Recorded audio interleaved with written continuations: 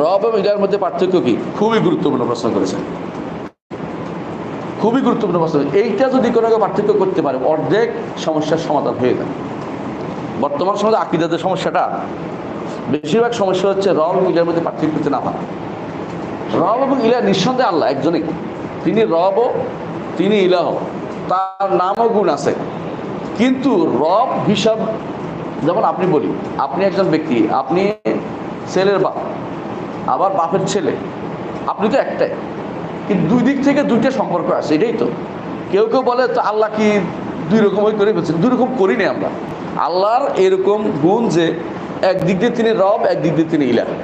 রব হচ্ছে তিনি সহজে বুঝে নেন, তিনি জীবন দেন, মৃত্যু দেন, তিনি ক্ষমা করেন, তিনি জান্নাত দেন, তিনি সৃষ্টি করেছেন, তিনি বৃষ্টি দেন, তিনি সন্তান দেন, তিনি কি দেন, এটা হচ্ছে রব। তার কর্মকাণ্ড হচ্ছে রবুবিয়ত। আর আপনার কাজ আল্লাহর দিকে যায়, এটা হচ্ছে ইলাহের পথ। অর্থাৎ আমি আল্লাহর ইবাদত করি, আল্লাহর জন্য সিজদা করি, আল্লাহর জন্য সুবহানাল্লাহ পড়ি, তাসবিহ পড়ি, আল্লাহকে ভয় পাই, আল্লাহকে আশা করি আল্লাহর কাছে। এই আমি আমার যেটা যাচ্ছে এটা উলুহিয়ত, ইবাদত। আর তার থেকে যেটা আসছে আমার দিয়ে, এটা হচ্ছে রুবুবিয়ত। বুঝছেন কিনা? এই জন্য আমরা সঙ্গে বলি, উপর থেকে যা আসে রুবুবিয়ত, নিচ থেকে আল্লাহর দিকে যা যায় কি? উলুহিয়ত, ইলাহ। তো তিনি ইলাহ, ঠিক তার কাছেই যাবে, তার কাছ থেকে আসছে, আবার তার কাছে যাবে। কোরআন তার কাছ থেকে আসছে, তার বাণী, ঠিক না? এটা রুবুবিয়তের আল্লাহ আসমা সিফাতের। আমি আবাদত করি, আমারটা কার দিকে আবার যায়? আল্লাহর দিকে আবার যাচ্ছে। এটা হচ্ছে কি?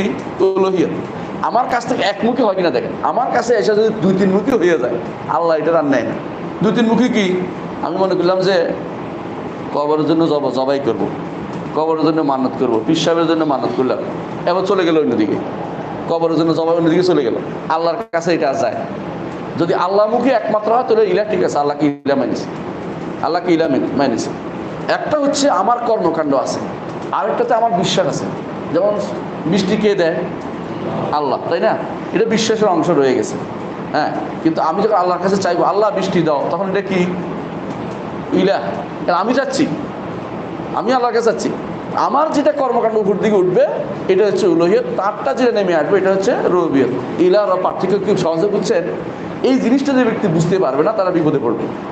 শরীয়তের বিধান হচ্ছে ওটাও ঠিক করতে হবে আল্লাহর জন্য, নাম গুণ আল্লাহর জন্য, ওটা ডাকতে হবে, আল্লাহকে নাম গুণ দিয়ে ডাকে বলতে হবে আল্লাহ তুমি রহমান, তুমি রহিম, তুমি আমাকে রহমত করো।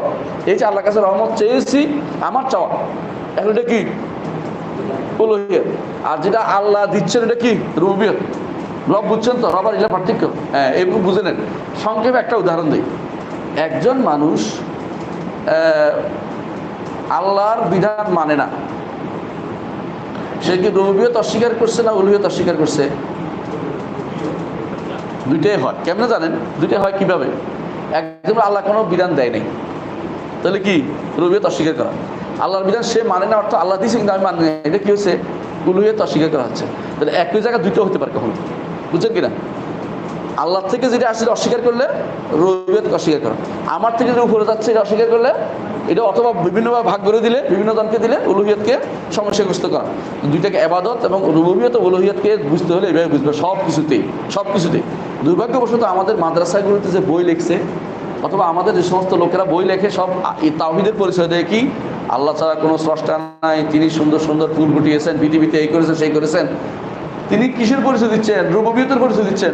রুবুবিয়তের পরিচয় আরব মুশরিকরাই মানতো। ওয়ালাইন সাআলতাহুম মান খালাকাস সামাওয়াতি ওয়াল আরদা লা ইয়াকুলুনা আল্লাহ। যদি তাদেরকে জিজ্ঞাসা আসমান জমিন কে সৃষ্টি করেছে, তারা বলছে আল্লাহ। তো তারা কোথায় শিরক করতো? ইবাদত কিছু ওরা বলতো আল্লাহও পাবে, আমাদের লাত মানাত উজ্জা ওরাও কিছু পাবে, পীর ফকিররা না দিলে কেমনে হয়, কিছু মুনাজাত মুশরিক আমাদের জন্য সুপারিশ করবে না, এটা মনে করছিল। এখন যেটা মনে করে অনেকেই, যে এই সমস্যাটা এখানেই, এইটা রাসূলের যুগে সমস্যা ছিল, এই সমস্যাটার জন্য রাসূল যুদ্ধ করেছেন, আর এই সমস্যাটা এখনো রয়ে গেছে। এরা মনে করে আল্লাহকে একজন মানলে বুঝি ঈমান হয়ে গেছে, না, ঈমান হয় না, এটা অর্ধেক হয়েছে, এটা রুবুবিয়ত হয়েছে। এই উলুহিয়তটা মানে আপনারটাও তার দিকে যেতে হবে, তাকে একজন মানলে যথেষ্ট নয়। এটা খেয়াল রাখতে হবে সবসময়। এটার কারণে অধিকাংশ মানুষ বুঝে না।